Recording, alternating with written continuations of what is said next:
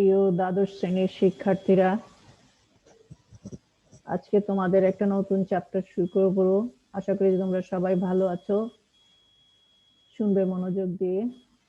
আজকে semiconductor chapter নিয়ে আলোচনা করব।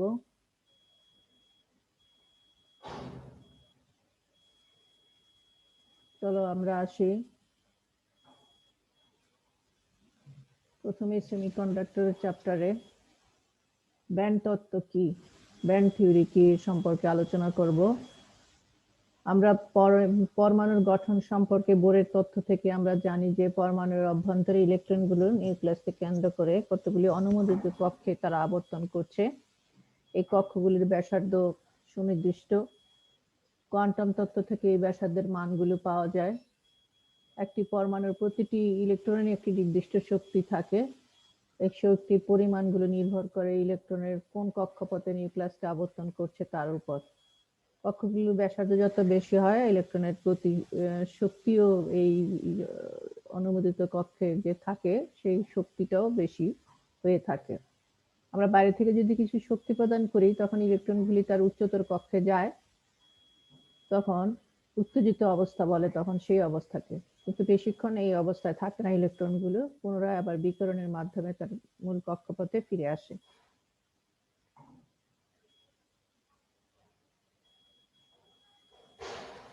শক্তি স্তর কি, তাহলে শক্তি ব্যান্ড কি, আমরা এই সম্পর্কে আলোচনা করি।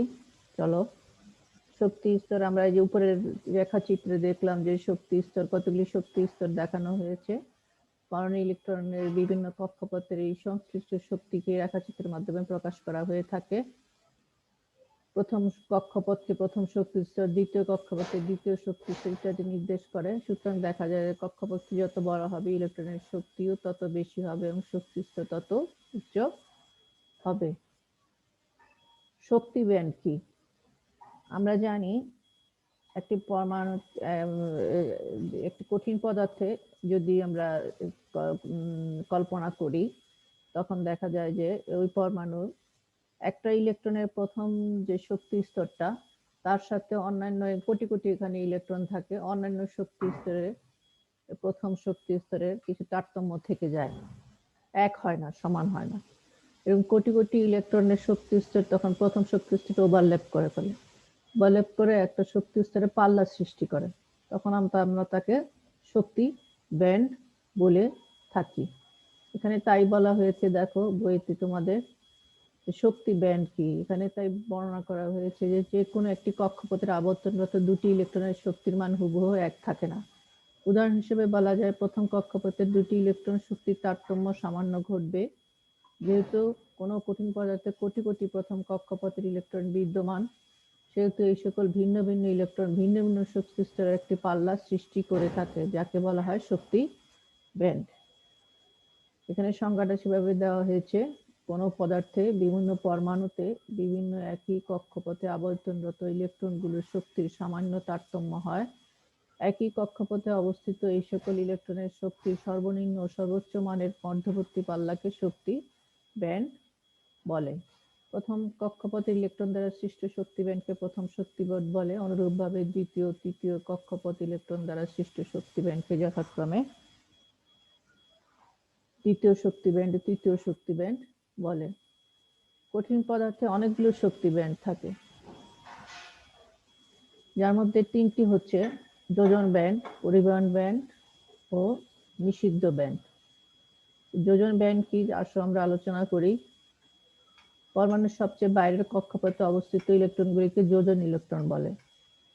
এই যোজন ইলেকট্রনগুলির শক্তির পাল্লা বা ব্যান্ডকেই যোজন ব্যান্ড বলছে। একটি সাধারণ পরমাণুতে দূরতম কক্ষপথে ইলেকট্রনের থাকবে সর্বোচ্চ। এই ব্যান্ড পূর্ণ বা আংশিক পূর্ণ থাকতে পারে। গ্যাসের ক্ষেত্রে যোজন ব্যান্ড পূর্ণ থাকে, তবে গ্যাসগুলো কোনো ইলেকট্রন গ্রহণ করতে পারে না। আবার অন্যান্য পদার্থে আংশিক পূর্ণ থাকে, তখন তারা ইলেকট্রন গ্রহণ করতে পারে। পরিবহন ব্যান্ড কি, পরমাণুতে অবস্থিত মুক্ত যোজন ইলেকট্রনগুলো তড়িৎ পরিবহনে অংশগ্রহণ করে থাকে বলে একে পরিবহন ইলেকট্রন বলে। পরিবহন ইলেকট্রনগুলির শক্তির পাল্লা বা ব্যান্ডকে পরিবহন ব্যান্ড বলে। কোনো কোনো পদার্থে, বিশেষ করে ধাতব পদার্থে, যোজন ইলেকট্রনগুলি নিউক্লিয়াসের সাথে শিথিলভাবে যুক্ত থাকায় সাধারণ তাপমাত্রায় সেই ইলেকট্রনগুলো নিউক্লিয়াসের আকর্ষণ থেকে মুক্ত হয়ে যেতে পারে। পরবর্তীতে তারা ইলেকট্রন তড়িৎ প্রবহন করে। পরিবহন ব্যান্ডের সকল ইলেকট্রনই মুক্ত ইলেকট্রন। যদি কোনো বস্তুতে পরিবহন ব্যান্ড ফাঁকা থাকে তাহলে ওই বস্তুতে তড়িৎ পরিবহন সম্ভব নয়। এই বস্তুকে অন্তরক বলে। অন্তরকে পরিবহন ব্যান্ড সম্পূর্ণ ফাঁকা থাকে। নিষিদ্ধ শক্তি ব্যান্ড। শক্তি স্তরের এই পরিবহন ব্যান্ড আর যোজন ব্যান্ডের মাঝামাঝি যে জায়গাটা সেটি হলো মধ্যবর্তী পাল্লাটাকে নিষিদ্ধ শক্তি ব্যান্ড বলছে। এই নিষিদ্ধ শক্তি অঞ্চলে কোনো অনুমোদিত শক্তি অবস্থা বা স্তর না থাকায় এই অঞ্চল কোনো ইলেকট্রন থাকতে পারে না। কোনো বস্তুতে নিষিদ্ধ শক্তি ব্যান্ড যত বেশি হবে যোজন ইলেকট্রনগুলো পরমাণুতে তত দৃঢ়ভাবে আবদ্ধ থাকবে। কোনো ইলেকট্রনকে যোজন ব্যান্ড থেকে পরিবহন ব্যান্ডে নিতে হলে অর্থাৎ কোনো যোজন ইলেকট্রনকে মুক্ত করতে হলে নিষিদ্ধ শক্তি ব্যবধানের সমমানের বাহ্যিক শক্তি প্রয়োগ করতে হয়। এবার আসো আমরা পরিবাহী, অপরিবাহী ও সেমিকন্ডাক্টর নিয়ে এবার একটু আলোচনা করব। কন্ডাক্টর কি, ইনসুলেটর কি, সেমিকন্ডাক্টর কি, তারপরে আমরা ব্যান্ড তত্ত্ব নিয়ে আলোচনা করব। আমরা এগুলো অনেক আগেই আমরা তোমার নিচের ক্লাসে পড়েছি যে পরিবাহী কি। যে সকল পদার্থের মধ্যে দিয়ে তড়িৎ প্রবাহ চলতে পারে তাদেরকেই পরিবাহী বলা হতে হয়। আর অপরিবাহী কাকে বলা হয়? যে সকল পদার্থের মধ্যে দিয়ে তড়িৎ প্রবাহ চলতে পারে না তাদেরকে অপরিবাহী বলে, যেমন কাঠ, কাঁচ ইত্যাদি। অপরিবাহী আপেক্ষিক রোধ অনেক বেশি, প্রায় 10⁻12 ওহম মিটার ক্রমে। অপরিবাহীতে এই যে এখানে একটা ছবি দেখানো হয়েছে, দেখো অপরিবাহীতে যোজন ব্যান্ড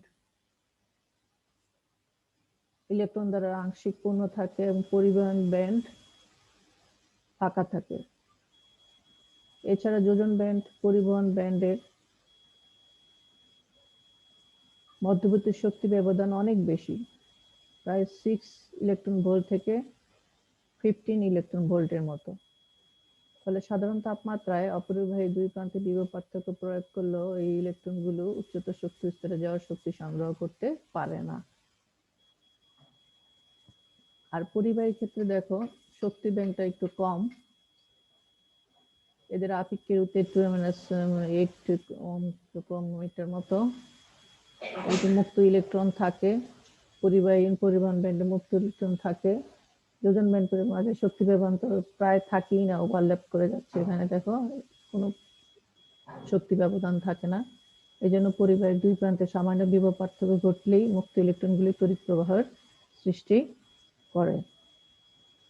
সেমিকন্ডাক্টর বা অর্ধপরিবাহী কি? অপরিবাহী ও পরিবাহীর মাঝামাঝি আপেক্ষিক রোধের কয়েকটি পদার্থ আছে, সেগুলিকে বলা হয় সেমিকন্ডাক্টর, যেমন জার্মেনিয়াম, সিলিকন। এদের আপেক্ষিক রোধ 10⁻⁻4 ওহম মিটার ক্রমে। কিন্তু কেবল আপেক্ষিক রোধ দিয়ে সেমিকন্ডাক্টর চিহ্নিত করা যায় না, কেননা কিছু সংকরও আছে যাদের আপেক্ষিক রোধ জার্মেনিয়াম, সিলিকন প্রভৃতি সংক্রমণের, কিন্তু সেগুলো সেমিকন্ডাক্টর নয়। সেমিকন্ডাক্টর আরো কিছু বৈশিষ্ট্য আছে। বৈশিষ্ট্যগুলি কি কি তাহলে আমরা একটু দেখি।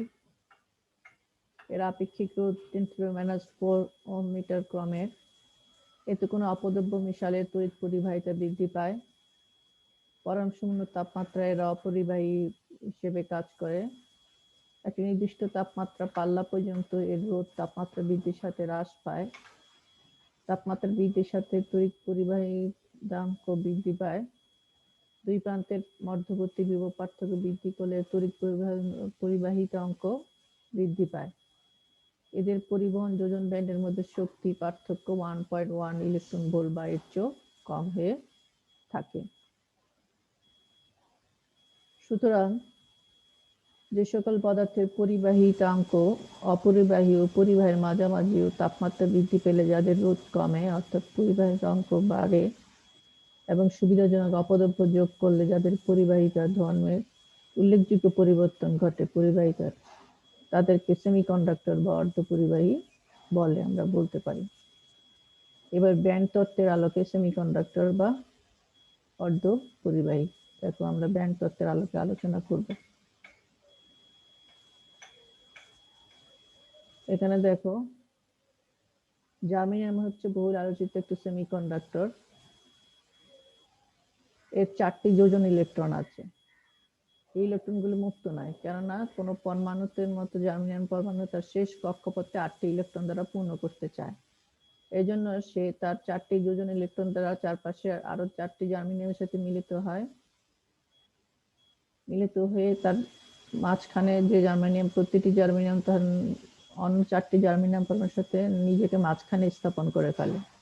জার্মেনিয়াম স্থাপন করে তার বহিস্থ স্তরে 8টা ইলেকট্রন পূর্ণ করে ফেলে।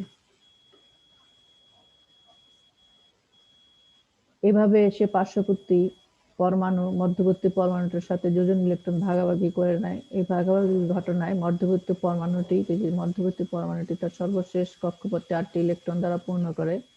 এভাবে মধ্যবর্তী পরমাণুটির সহযোগী বন্ধন সৃষ্টি হয়।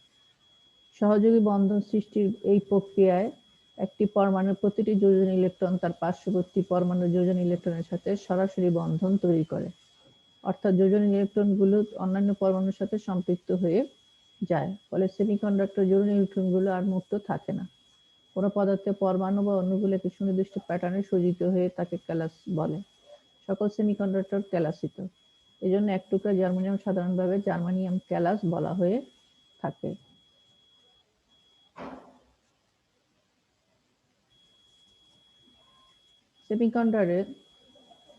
সেমিকন্ডাক্টরের যোজন ব্যান্ড প্রায় পূর্ণ থাকে, পরিবহন ব্যান্ড প্রায় ফাঁকা থাকে।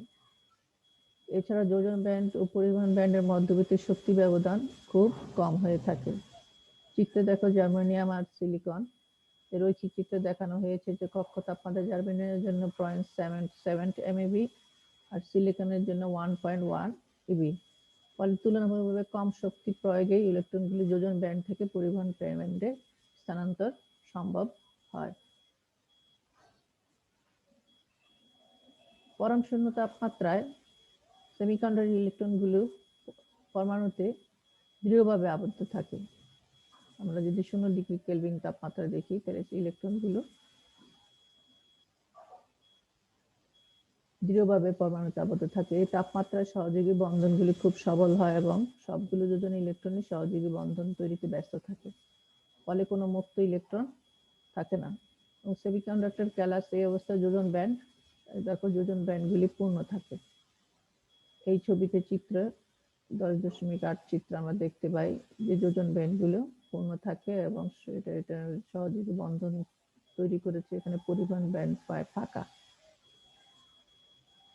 ফলে কোনো যোজন ইলেকট্রন পরিবহন ব্যান্ডে এসে মুক্ত ইলেকট্রন পরিণত হতে পারে না। মুক্ত ইলেকট্রন না থাকার কারণে সেমিকন্ডাক্টরের তাপমাত্রা বিশুদ্ধ অপরিবাহী বা অন্তরকের ন্যায় আচরণ করে।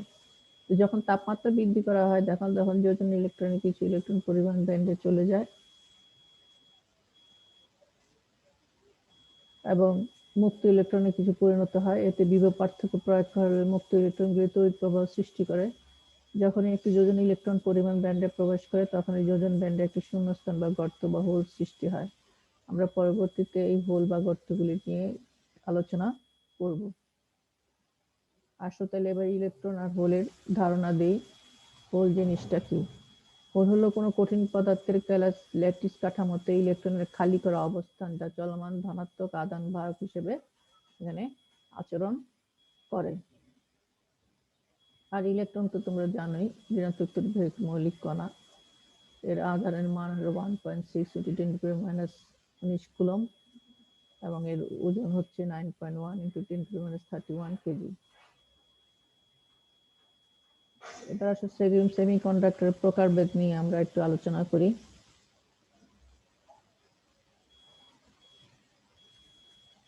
সেমিকন্ডাক্টর সাধারণত দু প্রকার: ইন্ট্রিনসিক বা অন্তর্জাত সেমিকন্ডাক্টর, এক্সট্রিনসিক বা বহির্জাত সেমিকন্ডাক্টর।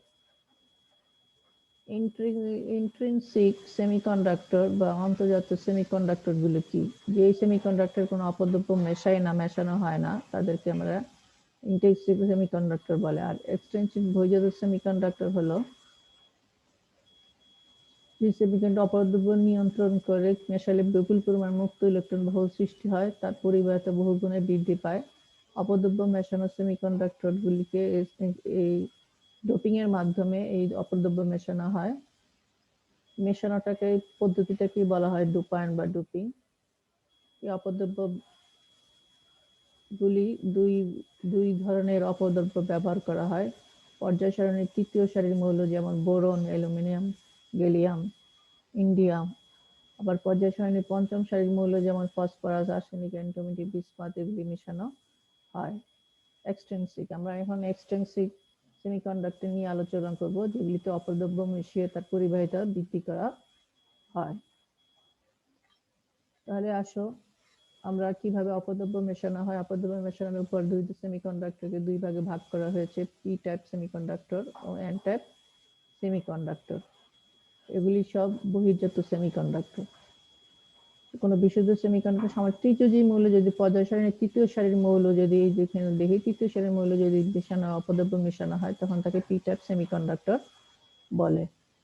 আমরা দেখব এখানে জার্মেনিয়াম ও সিলিকন পরমাণুতে যদি উচ্চ মাত্রার একটি ত্রিযোজী মৌল যেমন গ্যালিয়াম, অ্যালুমিনিয়াম ইত্যাদি মেশানো হয়, তখন এই গ্যালিয়াম অ্যালুমিনিয়াম মেশানো হয় নিউক্লিয়াসের গঠনের কোনো পরিবর্তন হয় না, কিন্তু পার্শ্ববর্তী চতুর্যোজী ধাতুর সাথে, যেহেতু জার্মেনিয়াম চতুর্যোজী ধাতু, চতুর্যোজী ধাতুর সহযোগী বন্ধন গঠন করতে হয়, তার একটি ইলেকট্রন ঘাটতি পড়ে, ফলে ক্যালাসে একটি ধনাত্মক হোল সৃষ্টি করে। দেখো সে চতুর্যোজী জার্মেনিয়ামের সাথে 4টা ইলেকট্রন মিলিত হয়ে সহযোগী বন্ধন তৈরি করেছে, কিন্তু একটা ইলেকট্রন ঘাটতি যেটা এখানে হোল সৃষ্টি করেছে। জার্মেনিয়াম বা সিলিকনের প্রতিটি গ্যালিয়াম অ্যালুমিনিয়াম পরমাণু একটি করে হোল সৃষ্টি করে, ফলে সামান্য পরিমাণ গ্যালিয়াম অ্যালুমিনিয়ামে লক্ষ লক্ষ হোল সৃষ্টি করতেছে। এখানে যদি সামান্য পরিমাণ আমরা অ্যালুমিনিয়াম মিশাই তাহলে লক্ষ লক্ষ হোল সৃষ্টি করে। গ্রাহক এখানে ত্রিযোজী অপদ্রব্য ইলেকট্রন গ্রহণ করে বলে এদেরকে বলা হয় ইলেকট্রন গ্রাহক পরমাণু। গ্রাহক পরমাণুর বহির্খোলকে 7টি যোজন ইলেকট্রন ও একটি হোল থাকে। হোলটি একটি ইলেকট্রন দ্বারা পূর্ণ হলেই পরমাণুটির খোলকের গঠন স্থিতিশীল হয়। ধনাত্মক হোল ইলেকট্রনকে গ্রহণ করে বলে ইলেকট্রন জার্মেনিয়াম সিলিকনের মধ্যে গতিশীল বা চলমান থাকে। এভাবে ইলেকট্রন পরমাণু থেকে পরমাণুতে গমন করে। যে ইলেকট্রনটি হোলে চলে যায় তা যে পরমাণু থেকে আসে তাতে আরেকটি হোল সৃষ্টি করে আসে। সেই হোলকে দখল করার জন্য অন্য একটি ইলেকট্রন আসে, এই ইলেকট্রনটিও রেখে আসে আরেকটি ধনাত্মক হোল। যেন মনে হয় ধনাত্মক হোল পদার্থের মধ্যে ইলেকট্রন গতির দিকের বিপরীত দিকে গতিশীল চলমান। এখানে গরিষ্ঠ আদান বাহক হলো হোল। এই ধরনের পদার্থের নামকেই পি টাইপ সেমিকন্ডাক্টর বলছে। এন টাইপ সেমিকন্ডাক্টর আসে। দেখো এখানে দেখা যায় যদি আর্সেনিক, জার্মেনিয়াম সিলিকন ক্যালাসে যদি আর্সেনিক সংযুক্ত করি, 5টা ইলেকট্রন, 4টা যোজন ইলেকট্রন জার্মেনিয়ামের সাথে সহযোগী বন্ধন তৈরি করে একটা ইলেকট্রন বেশি হয়ে যায়, তাহলে একটা ইলেকট্রন বেশি মুক্ত হয়ে যায়, মুক্ত হয়ে উদ্দীপ্ত থাকে। এই উদ্দীপ্ত ইলেকট্রনকে খুব সামান্য পরিমাণ শক্তি পরিবাহে মুক্ত করা যায়। এরাই সেমিকন্ডাক্টর পরিবাহিতা বৃদ্ধি করে। এখানে যেহেতু পঞ্চযোজী ইলেকট্রন দান করে, এই জন্য এটাকে দাতা পরমাণু বলা হয়। এই ইলেকট্রন দ্বারা পরিবাহিতা বৃদ্ধি পায় বলে এই ধরনের extrinsic semiconductor N type semiconductor বলে।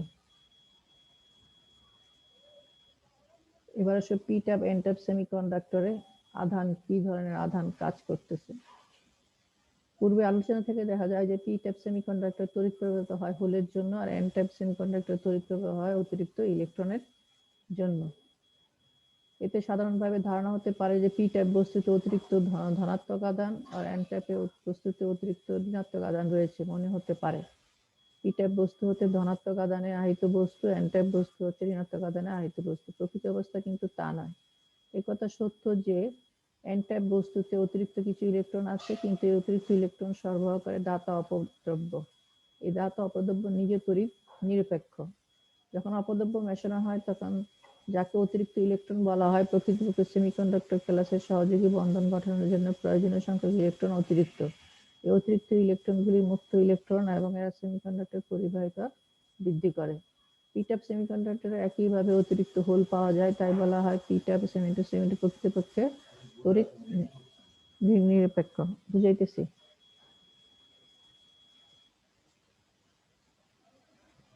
তাহলে আমরা কি বুঝলাম? এখানে আমরা প্রকৃতপক্ষে দেখলাম যে মনে হচ্ছে যে পি টাইপ হচ্ছে ধনাত্মক আধান আর এন টাইপ ঋণাত্মক আধান। আসলে প্রকৃতপক্ষে তা নয়। পি ট্যাপে এখানে হোলগুলো যখন অতিরিক্ত মুক্ত ইলেকট্রন, আর এন ট্যাপে যখন ইলেকট্রনগুলো অতিরিক্ত ইলেকট্রন বলা হচ্ছে, এরা অতিরিক্ত, একজন দাতা একজন গ্রহীতা, এরা কিন্তু প্রকৃতপক্ষে তড়িৎ নিরপেক্ষ। এবার আসে সেমিকন্ডাক্টর ডায়োড বা জাংশন ডায়োড। আমরা কিভাবে জাংশন তৈরি হয় আমরা একটু দেখব। দেখো ছবিতে একটা পি ট্যাপ একটা এন ট্যাপ সেমিকন্ডাক্টর মিলে পিএন জাংশন তৈরি করেছে। পিতে হোলগুলো হলো আমাদের এখানে মেজরিটি ক্যারিয়ার, আর ইলেকট্রনগুলি হলো মাইনরি ক্যারিয়ার। এন ট্যাপে দেখা যাচ্ছে যে ইলেকট্রনগুলো হলো মেজরিটি ক্যারিয়ার আর হোলগুলো হচ্ছে মাইনরি ক্যারিয়ার। এই জন্য সবসময় প্রকৃতপক্ষে যখন আমরা পি ট্যাপ এন ট্যাপ জোড়া লাগাই তখন এই ডায়োডটা তৈরি হয়। একটি বিশুদ্ধ সেমিকন্ডাক্টর ক্লাসকে এমনভাবে ডোপাইন করা হয় যাতে পি ট্যাপে অন্যদিকে এন ট্যাপ অঞ্চলে উদ্ভূত হয়, মাঝে একটা জাংশন তৈরি হয়। এই P type N type semiconductor স্পর্শকতলকে জাংশন সংযোগতল বলছে। পিএন জাংশন সৃষ্টির সাথে সাথে পি অঞ্চলে হোলের সংখ্যা এন অঞ্চলে হোলের সংখ্যার চেয়ে অনেক বেশি হয়। ব্যাপনের মাধ্যমে পি অঞ্চলের হোলগুলি এন অঞ্চলে যেতে চেষ্টা করে এবং পিএন অঞ্চলের সর্বত্র হোলের সংখ্যা ঘনত্ব সমান হয়। একইভাবে এন অঞ্চল থেকে কিছু ইলেকট্রন পি অঞ্চলে যেতে চেষ্টা করে। এভাবে এন অঞ্চল থেকে মুক্ত ইলেকট্রন পি অঞ্চলে প্রবেশ করে এবং পি অঞ্চল থেকে হোল এন অঞ্চলে প্রবেশ করে। এন অঞ্চলে ধনাত্মক জাতা মুক্ত হয়। ফলে সংযোগস্থলের দেখো সংযোগস্থলের পাশে আমরা এখানে দেখা যাচ্ছে, দেখছো এই ইলেকট্রনগুলি এখানে আসছে, এখানে আসে ব্যাপনের মাধ্যমে, এখানে হোলগুলি এখানে আসে, দেখে এখানে হোলগুলি চলে আসে, যে খালি জায়গা সৃষ্টি হয় সেই ইলেকট্রনগুলি এখানে জাংশনে জড়ো হয় আর এখানে হোলগুলো এখানে জড়ো হয়। ফলে এই অঞ্চলে একটা বিভব পার্থক্যের সৃষ্টি হয়, একটা ব্যারিয়ার সৃষ্টি করে, একটা বাধা সৃষ্টি করে। এটাকে জাংশন ব্যারিয়ার বলা হচ্ছে। এই অংশটাকে ডিপ্লেশন লেয়ারও বলা হচ্ছে, নিঃশেষিত স্তর বা ডিপ্লেশন স্তর।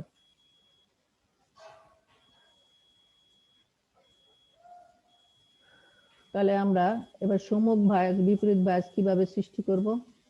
এই দেখো ওই পিএন জাংশনে যদি পি ট্যাপের সাথে একটা পজিটিভ টার্মিনাল সংযুক্ত করি আর এন ট্যাপের সাথে যদি ঋণাত্মক প্রান্ত সংযুক্ত করি, এটা সম্মুখ বায়াস যুক্ত হবে। তাহলে কি হয়, এখানে এই পজিটিভ টার্মিনালের জন্য এখানে হোলগুলো বাম থেকে ডানে এবং এই নেগেটিভ টার্মিনালের জন্য ইলেকট্রনগুলো ডান থেকে বামের দিকে আকৃষ্ট হবে। আকৃষ্ট হয়ে তারা ব্যাপন প্রক্রিয়ার মাধ্যমে তড়িৎ প্রবাহ সৃষ্টি করবে, চলে আসবে এবং আকৃষ্ট হয়ে এবং একদম তড়িৎ প্রবাহের সৃষ্টি হবে সম্মুখ যুগে, যেটা দেখতে পাচ্ছি। আর বিপরীত বিমুখী যোগ বা যোগের মধ্যে কি দেখছি, পি টাইপকে যখন আমরা ব্যাটারি নেগেটিভ টার্মিনালের সাথে সংযুক্ত করছি আর এন টাইপকে যখন ব্যাটারি পজিটিভ টার্মিনালের সাথে সংযুক্ত করছি, এখানে আকর্ষিত হয়ে নেগেটিভ টার্মিনালের সাথে হোলটা বিপরীত দিকে যাচ্ছে। এখানে বিপরীত দিকে যাচ্ছে, হোলগুলো বিপরীত দিকে যাচ্ছে, পূর্ববর্তী যে ঘটনা ঘটছে তার বিপরীত প্রক্রিয়া ঘটছে। এখানে ইলেকট্রনগুলো বাম থেকে ডানে আর হোলগুলো ডান থেকে বামের দিকে যাচ্ছে, যার ফলে ডিপ্লেশন লেয়ারের স্তর বেড়ে যাচ্ছে, বিভব বাধা বেড়ে যাচ্ছে এবং এখানে কোনো তড়িৎ প্রবাহ আর হচ্ছে না। এর মূল কথা হলো এই আমরা দেখতে পেলাম। দেখো তাহলে পিএন জাংশনের বৈশিষ্ট্যর দিকে আমরা একটু লক্ষ্য করি। যদি পিএন জাংশনের বৈশিষ্ট্য দেখতে চাই তাহলে একটা সার্কিট তৈরি করব।